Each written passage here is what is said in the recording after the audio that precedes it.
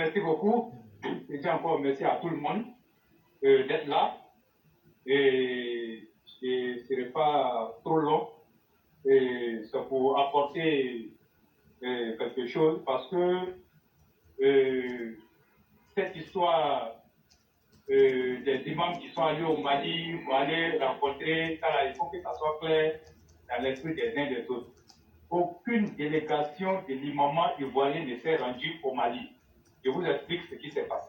Il y a le Haut Conseil de la diaspora malienne qui est ici, qui s'est rendu, je crois, au siège du COSIM ou encore je ne sais pas où, pour aller rencontrer, comme on appelle, les guides religieux qui sont ici à Abidjan. Et ils ont parlé des 49 soldats qui sont détenus au Mali. Sinon, ce n'est pas au Mali la rencontre s'est passée. Et l'État de Côte d'Ivoire n'a mandaté aucune délégation émanant du COSIM pour aller rencontrer, comment on appelle, je ne sais pas, les autres imams qui sont au Mali ou encore rencontrer la jeune. Il n'y a pas une délégation qui est partie d'Abidjan. Donc il faut que ça soit clair. Ne confondons pas les choses. Ce sont les Maliens qui vivent ici, là, le Haut Conseil des Maliens, ce sont eux qui sont allés rencontrer les guides religieux. Donc, ils ont parlé de la libération des 49 soldats. Donc, ça s'est passé en terre ivoirienne, précisément à Abidjan. Donc, ne faisons pas, comme on appelle, l'amalgame. Donc, voilà un peu ce que je voulais apporter comme rectificatif. Okay. Parce que les gens parlent trop. Voilà. Le roi, si tu me permets aussi. Oui. Le monde est devenu tellement dangereux que souvent, on peut toi-même changer ton nom et puis te faire comprendre que c'est toi-même qui l'as fait. J'ai vu comme ça un frère, Moses Malone, qui m'a envoyé une vidéo et je lui ai dit, mais quel est l'objectif de la vidéo? Il me dit comme ça que malgré que les Ivoiriens, et il dit, voilà, je vais lire justement ce qu'il dit, juste vous faire comprendre qu'au moment où nous essayons d'amener la population ivoirienne à avoir un esprit d'accalmie et de paix à travers vos émissions, je ne comprends pas pourquoi certains Maliens comme celle-ci trouvent mauvais l'arrivée des dignitaires pour résoudre cette crise-là. Et moi, j'ai écrit pour lui dire, cher frère, est-ce que vous connaissez ces Maliens-là? Ils sont pires que le cancer, cher frère. Ne les écoutez pas. Restons déterminés autour de notre Prado. Les grands parleurs de Maliens, s'ils avaient le pouvoir de faire ce qu'ils disent, ou s'ils avaient le pouvoir de réaliser ce qu'ils pensent, ils auraient rayé la Côte d'Ivoire de la carte mondiale. Et pire encore, ils ne s'arrêtent pas là. J'ai pu voir hier sur Afrique Média, je ne sais pas de quand date la vidéo, un individu réclamait la libération de la galeuse et que c'est la galeuse, à travers sa lutte, qui a fait qu'Alassane Ouattara a augmenté les salaires des fonctionnaires. Et donc c'est pour vous dire que Facebook est un lieu où on retrouve la bêtise, mais en même temps on retrouve la connaissance. Chers auditeurs, faites attention. Si vous ne voulez pas descendre dans le bas astral, informez-vous là où l'information peut vous apporter quelque chose d'utile. Maintenant, ceux qui aiment entendre ce qu'ils veulent entendre, vous trouverez de ça en quantité sur Facebook, mais vous serez vous-même votre propre enfer parce que votre méconnaissance du monde et votre ignorance va vous effondrer à l'intérieur de vous-même au moment le plus dramatique. Cherchez à vous cultiver, cherchez à vous surpasser, cherchez à ouvrir votre esprit. C'est mieux que d'écouter n'importe quoi, parce qu'à force d'écouter n'importe quoi, tu finis par devenir n'importe qui. Cher frère, tu peux continuer. Ok. Voilà, merci beaucoup. Donc, je pense qu'à partir d'aujourd'hui, plus personne ne doit dire que le COSIM a allé. Non, non, non, c'est pas ça. Ça s'est passé, c'est Malik Konaté, l'imam Malik Konaté, qui a reçu la délégation avec d'autres imams. Voilà, donc ceux-là, ils sont ici, ces Maliens que vous avez vus là, avec nos imams là. Ils sont ici en Côte d'Ivoire. On va parler de ça français terre à terre. Ils sont ici. Et tous là, ils sont ici en Côte d'Ivoire, ils vivent ici. Donc, nos imams là, ils ne sont pas partis au Mali là-bas pour aller rencontrer ces imams là, hein, ou bien pour aller négocier avec Assimi. Non, il n'y a pas eu de délégation. Donc, tout s'est passé ici à Abidjan. Donc, c'est bon maintenant. Au plus les gens vont nous emmerder avec ça, c'est bon maintenant.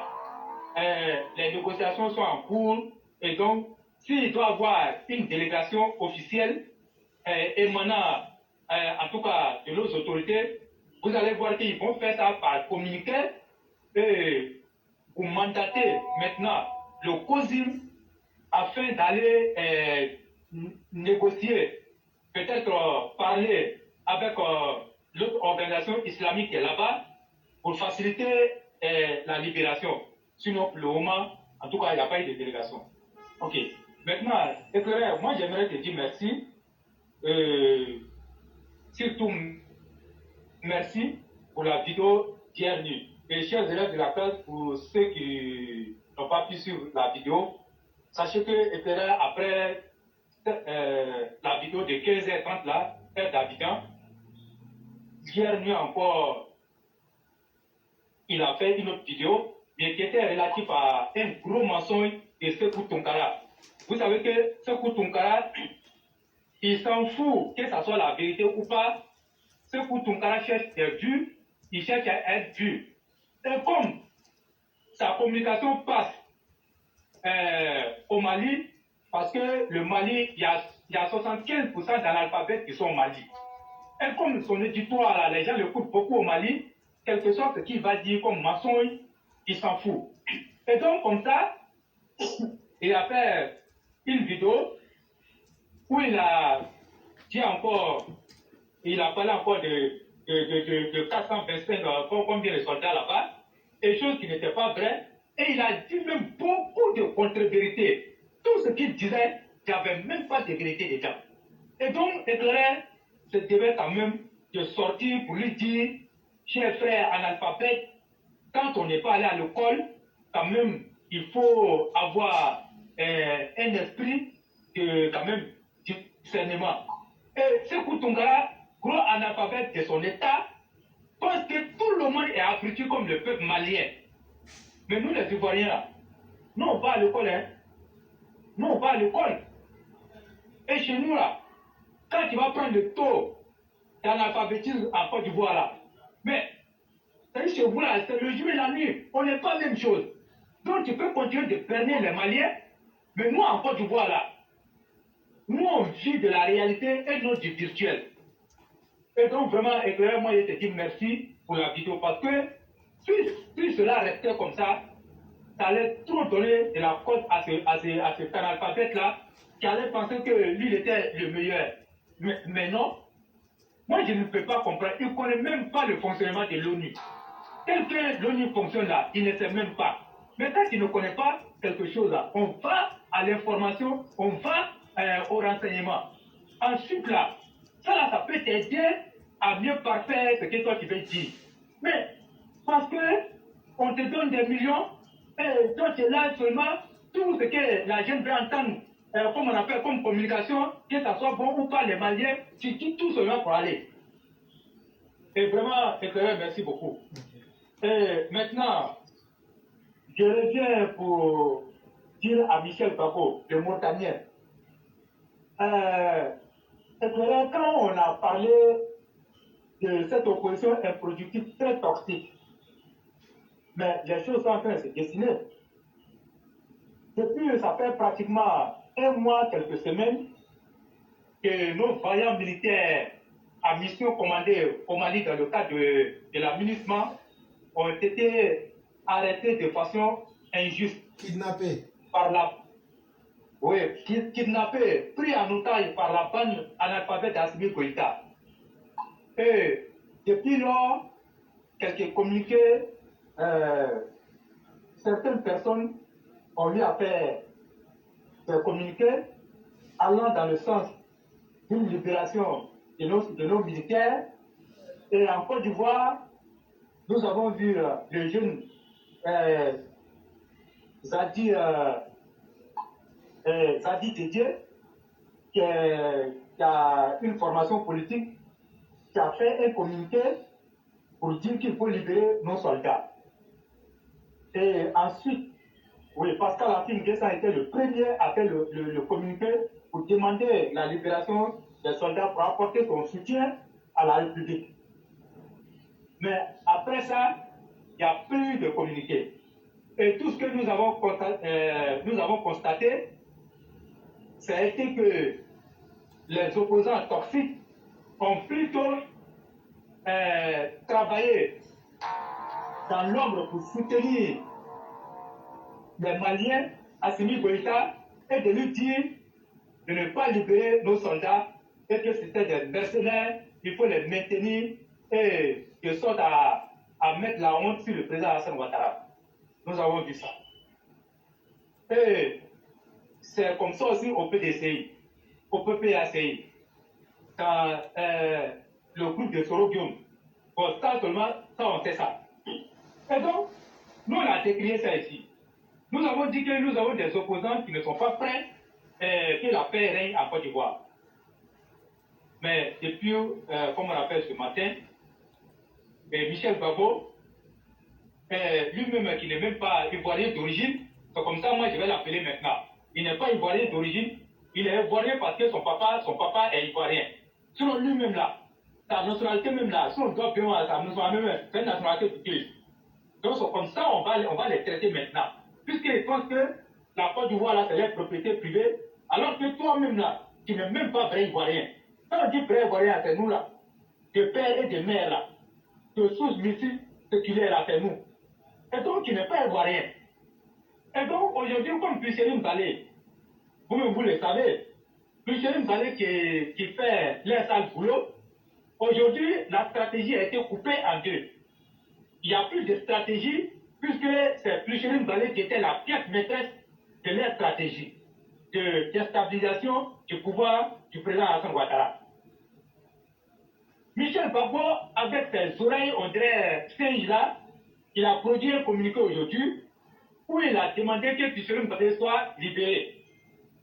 Et ce qui a attiré mon attention, et ce qui a capté, comme on appelle, mon attention dans son discours, c'est à la fin, quand il a fini, où il a signé Michel Gbagbo, député de la nation. C'est ce fait-là qui a attiré mon attention. Sinon, le reste de son discours là, moi, ce n'est pas mon problème. Parce qu'ils vont faire écouter ça. Mais, député de la nation, éclaireur, c'est ce qui m'a attiré. Bon, voilà quelqu'un qui dit être fier d'être député de la nation. Il porte la tenue du député de la nation pour demander la libération d'une déstabilisatrice, comme Plucherim Balé. Comment vous pouvez comprendre ça? Un député de la nation comment on appelle, qui dit, comment on appelle, je ne sais même pas, être attaché à sa patrie, qui ne peut pas demander, faire un communiqué pour qu'on libère une déstabilisatrice qu'on a pris la main dans le sac. À cause de quoi? Alors que tu as des compatriotes militaires qui assurent la sécurité du pays. Si toi aujourd'hui, toi tu roules, comme on appelle, tu vas à l'hémicycle tranquillement, c'est grâce à ces militaires-là qui sont aujourd'hui injustement pris en otage au Mali. Mais Michel Gbagbo, la logique aurait voulu que, avec ton titre de député de la nation, que tu puisses faire un communiqué pour demander la libération de ces soldats-là, et à la fin de ton communiqué, tu mettais Michel Gbagbo, député de la nation. Ça aurait été quand même un acte très fort de ta part. Mais comme on vous connaît, parce que vous savez pourquoi vous avez demandé sa libération. C'est parce que c'est elle qui fait vos sales boulots et votre stratégie était basée sur elle. Maintenant, vous n'avez plus de stratégie et donc il faut demander sa libération. Michel Gbagbo. Et la récréation est terminée. Toi, tu penses que le courage que toi tu as eu, que Michel Gbagbo a eu, de produire ce communiqué pour demander ça, si c'est Gbagbo qui était au pouvoir là, c'est quel député RSDP qui allait avoir ce courage là, de faire un communiqué et de demander la libération de Plucherim Balé. Aucun député ne pourrait avoir ce courage là, mais aujourd'hui, tellement que la justice est tous avec ces criminels là, ils sont aujourd'hui en train de donner une leçon au pouvoir du RSDP. Moi, je l'ai dit à qui veut l'entendre, et c'est très honteux. Moi, j'ai dit, il faut assainir le milieu de la justice. Tous les corps qui sont là-bas, il faut les balayer. Il faut les balayer. Tant que ces corps-là seront toujours à la justice, Et puis le ministre Santa Kambile, moi je l'ai dit, c'est pas un pur RTL, il est venu comme ça. Et donc, on va toujours aller, en tout cas, de déception en déception. Mais l'appareil judiciaire est truffé de quoi? Vous allez me dire quoi? Vous n'allez pas me dire le contraire? Et donc voilà pourquoi Michel Baboui, il s'amuse à faire ce genre de choses-là. Ça veut dire que c'est une insulte même là. Est-ce que vous voyez l'ampleur de son communiqué? Mais son communiqué il est dangereux. Et c'est une insulte même à toute la nation. Parce qu'aujourd'hui, aucun Ivoirien n'est prêt pour que la Côte d'Ivoire tombe à nouveau dans la violence. Après 10 ans de crise, comment on appelle, couronnée d'une crise post-électorale. Voilà où les gens veulent nous amener. Et moi, je le dis toujours, hein, le cas de la justice. La seule solution au problème de la Côte d'Ivoire, c'est la justice. Moi, je le dis à qui veut l'entendre. Il faut que la justice se mette, comme on appelle, au travail. S'il n'y a pas de justice là, on ne finira pas avec ces conneries-là. On ne finira jamais avec ces conneries-là. Parce que nous n'allons pas chercher mille solutions ailleurs. La solution est à côté de nous. Faites la justice. C'est la seule voie. Vous pensez que quand Michel Babo il allait pomper à Bouna là-bas, s'il était resté là-bas, là, ça avait quelque chose. Mais des gens qu'on a pris en train de déstabiliser un pays. Et vous voulez qu'on les laisse? Moi je l'ai dit, hein, ceux qui sont en charge de ce dossier-là, pour même pas ils vont faire erreur même de dire non, ça je ne veux même pas entendre, non, je ne veux même pas entendre ça. Nous on ne veut pas entendre ça. Et c'est pas fini. Moi ce que moi je vais dire, il faut procéder à un fouille minutieux. Il faut fouiller ça de fond en comble et procéder comment on appelle, à des arrestations. Ceux qui sont en bas de cette affaire-là, il faut procéder à leur arrestation et puis on va quitter ici. Et ce n'est pas tout. Et c'est un peu partout. Il y a certaines villes de la Côte d'Ivoire, Kouaké, comme Abidjan, et même Korogo, Ma, San Pedro, partout les grandes villes là. Il faut fouiller ces grandes villes là parce qu'ils ont tous des liens avec des jeunes là-bas. Le roi. À qui ils donnent l'argent, oui. Il faut aussi ajouter à Zopé, on nous signale beaucoup de mouvements, des probables, des anciens soldats, et beaucoup se cachent aussi à Zopé, actuellement. C'est ça. Voilà. C'est ça. Et il faut signaler tous ces endroits-là. Moi, je lance un appel aux élèves de la classe. Si vous entendez un mouvement un peu suspect, signalez ça. Parce qu'on ne veut plus de tout la Côte d'Ivoire. Mais est-ce que c'est la faute au président Alassane Ouattara si vous avez échoué? Est-ce que c'est sa faute? Vous avez mis le pouvoir ici sur un plateau d'or. Je parle à Michel Babo. Vous avez mis le pouvoir sur un plateau d'or. Est-ce que ce n'est pas le Parti socialiste qui vous a mis au pouvoir? Vous avez fait quelle souffrance? Et on vous a donné le pouvoir ici pour développer la Côte d'Ivoire, mais vous êtes restés en train de tuer les gens, former les escadrons et la mort, et puis en train de tuer les gens. On lieu de travailler pour les Ivoiriens, et c'est le seul pouvoir qui a fait, comment on appelle, qui a fait 10 ans dans l'opposition. Si je dis dans l'opposition, allez-y comprendre. Parce qu'ils étaient au pouvoir, et puis en même temps, ils jouaient le rôle de l'opposition. Chaque fois, c'est eux qu'on attaquait. Chaque fois, c'est eux qu'on attaquait. C'est l'opposition qui doit jouer ce rôle-là, mais là, ils ont passé tout leur temps à faire le pouvoir et à faire l'opposition. Et la Côte d'Ivoire n'est plus un petit pays où, comment on appelle, ce que vous avez fait dans ce pays, nous, on n'a rien vu. Vous allez venir nous parler encore des dettes. Non, on n'est pas dedans. Et si Michel Babo continue comme ça, moi, je pense qu'on doit l'appeler pour l'entendre, même avec son titre de député. Parce que ce qu'il est en train de faire, c'est grave. On attrape quelqu'un, la met dans le sac. Tous les cours ont été bien formés. Et elle sait très bien. Elle sait très bien. Et toi, un député de la nation, quand tu vas venir dire, oui, tu es député de la nation, et tu demandes qu'on la libère. Au nom de quoi? En ce moment-là, on est dans quel pays? Tout ça, Michel Babo a raison. Si Michel Babo parle aujourd'hui comme ça, il a raison. Nous, on a toujours dit ça ici. Parce que trop de sentiments avec les opposants, là, c'est ça qui nous met dans cette affaire-là. C'est que l'opposition qui mange caviar. Dans tous les pays qu'on a connus là, hey, l'opposition ne mange pas caviar. L'opposition ne mange pas caviar. Mais ça, quand tu vois là, l'opposition mange caviar. Donc, mais, c'est normal que Michel Gbagbo sort pour venir narguer, comment on appelle, les parents des 49 soldats, le chef de l'État, tout le gouvernement, et puis tous les Ivoiriens épris de paix. Michel Gbagbo a raison. Encore hier, c'est le prêtre, comme on appelle, déguisé, comme on appelle, derrière sa soutane là, qui demandait la libération de Pichel Ngalé. Mais toutes ces personnes qui demandent la libération de Pichel Ngalé là, ils sont informés, ils savent très bien ce qui se passait. Ils savent très bien. Mais pourquoi quand Pichel Ngalé faisait ça là? Pourquoi toi, député de la nation, tu n'as pas fait communiquer pour dire Pichel Ngalé ce que tu fais là pour arrêter? Pourquoi tu n'as pas fait ça? Parce que ça t'arrangeait, parce que c'est vous qui l'avez envoyé. C'est vous qui l'avez envoyé d'aller faire cette circulation. Donc nous, on comprend mieux. Je crois que la route est dégagée, l'horizon est dégagé, on sait à quoi s'en prendre maintenant. Toi, Michel Gbagbo, tu nous trouveras sur ton chemin. Tu nous trouveras sur ton chemin. Et moi, je dis à tout le monde de se méfier de ces opposants-là. Ils ne peuvent rien faire. Ils font tout simplement le chaos, c'est tout. Si ils savent que les Ivoiriens ne vont plus les porter au pouvoir, mais qu'est-ce qu'il faut faire? Il faut déstabiliser et on dit le président. Mais jamais cela ne va se passer. Je dis bien jamais cela ne va se passer. Donc il faut que ça s'arrête. Donc je vais trouver quelque chose à dire. Non, je suis totalement d'accord avec vous et malheureusement, certaines personnes même qui devraient être celles-là qui pouvaient tirer des leçons de l'existence sont celles-là même qui deviennent des canailles en Côte d'Ivoire, malheureusement.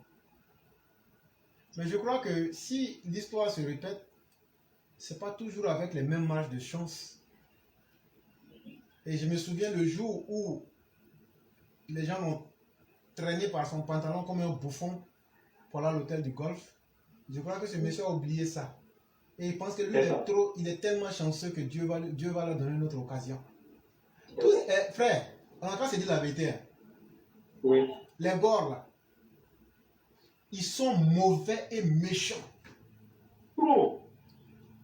Ils sont mauvais et ils sont méchants. Ça, si tu ne comprends pas ça, tu ne peux pas comprendre les corps. C'est cette race d'individus-là, vous allez leur conseiller, ça ne va rien donner. Mais tu sais, la plus grande chance des militants de Ouattara, c'est qu'on a une bonne dose de violence. Nous, les partisans d'Alassane Ouattara, on n'a pas honte de ce que c'est une puissance. C'est parce qu'on peut les mater et on affronte leur armée là. Sinon, s'ils sont garçons, on n'a affronter l'armée de Ouattara. Sinon, nous, on a affronté l'armée de Gbagbo. Propre. De Boaké, Korogo. On a chassé l'armée de Gbagbo, occupé 60% du territoire pendant plus de 10 ans. Ça, c'est un. Et puis, on allait à Abidjan encore, on allait le défier là-bas et puis on l'a enlevé comme un fruit pourri. Mais faites la même chose à Ouattara. Vos partisans parlent. Mais, si vous tentez, essayez. Notre plus grande chance là, c'est parce qu'eux-mêmes ils sont convaincus de la violence, de notre capacité d'être violents. Ils connaissent. C'est pas votre Blé Goudé qui a appelé Abobo la guerre. S'il n'y avait pas de garçon là-bas, là, quand on dit il y a guerre là, c'est qu'il y a guerrier. Si un régime en place reconnaît qu'il y a les guerriers à Abobo, c'est qu'aujourd'hui là, si vous êtes garçon, allez attaquer l'armée de Ouattara. Ce qu'il y a dedans là, si ils échouent là, nous on va faire le travail propre. Nous on va faire le travail, nous les militaires, on va faire le travail propre. Et puis je l'ai dit, cette fois-ci là, même si le vieux nous non, restez tranquille. Le vieux, c'est toi qui nous as calmés. Ils ont tué le vieux Bamba. Ils ont tué les Ivoiriens. Et puis Laurent Bédi est venu s'arrêter pour dire qu'il a eu 25 morts dedans. Donc le restant là, ce sont les autres Ivoiriens qui sont morts, non? Le vieux, vrai là, nous, cette fois-ci on ne va pas se laisser prendre dans ça. Si il y aura élection en 2025 là, ça c'est vous politiciens. Mais personne ne va s'asseoir. Et puis écouter un politicien dire non, calmez-vous. Personne, on va prendre des dispositions pour attendre. Quelqu'un vient t'attaquer chez toi, il veut te tuer là, tu le massacres. Légitime défense. Et c'est ce que j'ai dit à tous les militants. Celui qui permet, celui qui se laisse embobiner par un politicien, si on te tue là, Dieu même mérite de te jeter en enfer. En 2020, on a écouté les politiciens, ils sont allés ventrer des gens. Si tu es malin là, il faut t'apprêter, si 2025 se passe bien, ils n'ont qu'à aller se tuer entre eux-mêmes les politiciens là-bas. Si vous êtes fâchés d'aller tuer Ouattara, il est au palais. Il est venu là, ça fait 2 ou 3 jours. Aller au palais, bombarder son palais, vous le tuez. Là, on va dire politicien a tué politicien. Mais la population va s'asseoir encore, vous allez venir encore tuer les gens et puis après. Non. De la même manière que vous ne voulez même pas négocier avec la justice pour parler des victimes là. Les enfants des victimes vous attendent au tournant. Les enfants des gens que vous avez fait tuer là, vous attendent au tournant. Et quand ces personnes-là vont se réveiller et qu'elles vont agir, c'est là que vous, les opposants, vous allez avoir pitié même de votre propre vie. Vous parlez là. Commencez. Sinon, un vrai garçon, là, il fait d'abord. Mais continuez. Nous, on attend seulement l'argument que c'est vous-même qui nous avez provoqué. C'est ça seulement nous on cherche. Et là, vous allez comprendre. Chers frères, c'est ce que j'allais dire. Ok, merci. Et puis, dans ce contexte-là, nous, on attend les jours à venir pour voir si nos députés RADP là vont faire un communiqué pour répondre à Michel Gbagbo. Comme nous, on connaît nos députés là, ils vont s'asseoir pour regarder. Moi, ce qui m'énerve au RADP là, surtout avec ce pouvoir-là, c'est quand la situation est pourrie là, en ce moment-là, il faut sortir pour venir faire les médecins après la mort. Mais c'est quel pouvoir ça là? Et puis, ils attendent toujours le dernier moment où tout est cassé là. En ce moment, ils vont venir chercher à se débattre. On ne fait pas comme ça. On ne fait pas comme ça. Il faut toujours dans l'anticipation.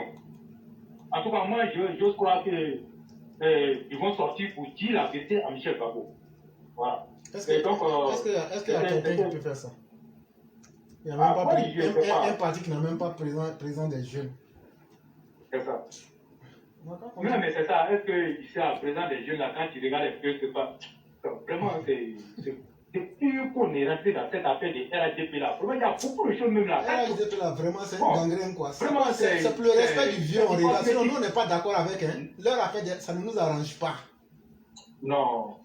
C'est le respect du vieux qui fait qu'on regarde ça comme ça. Mais non, qu'à faire, nous, on les regarde. Mais nous, ça ne nous arrange pas. Oh, d'accord. Vraiment, c'est pas chose.